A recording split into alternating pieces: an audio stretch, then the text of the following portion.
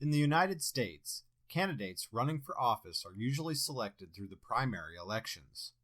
What are the primary elections? When do they occur? Primary elections are a method used to narrow the field of candidates prior to the general election.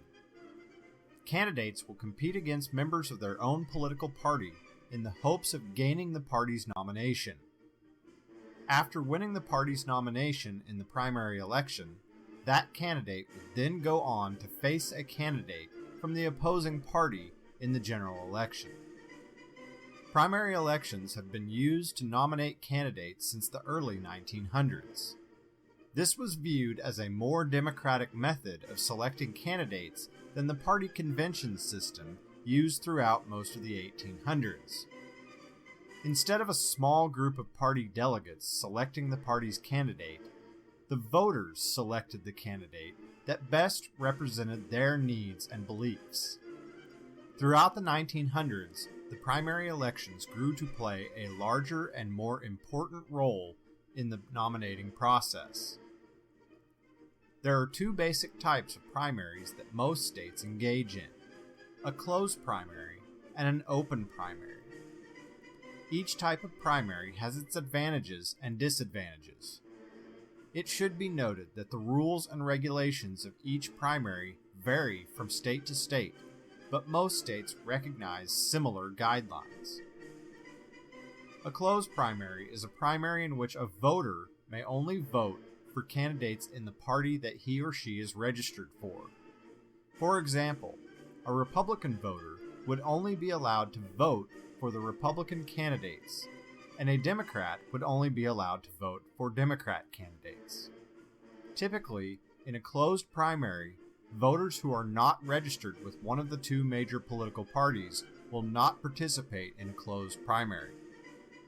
The biggest advantage of a closed primary is that it helps to ensure that only members of the party are selecting the candidate for that party. More than 20 states use some form of closed primary. With an open primary, voters may vote in either primary election, but not both. For example, a Republican might choose to vote in the Democrat primary, or a Democrat might choose to vote in the Republican primary. This gives voters more freedom to vote for a candidate of their choosing.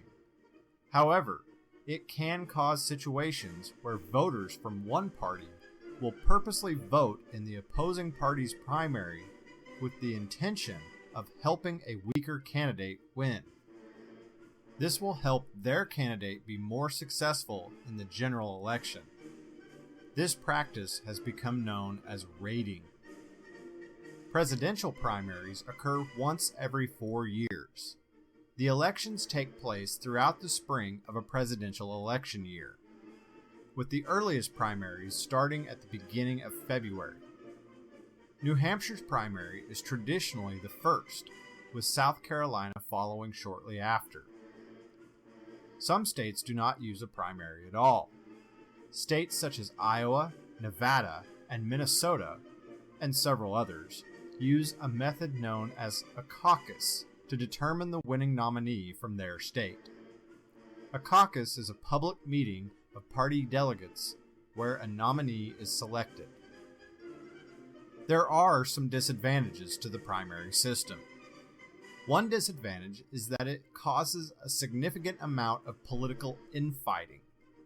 Members of one political party are campaigning against each other for the party's nomination. This means they will be mudslinging against a member of his or her own party.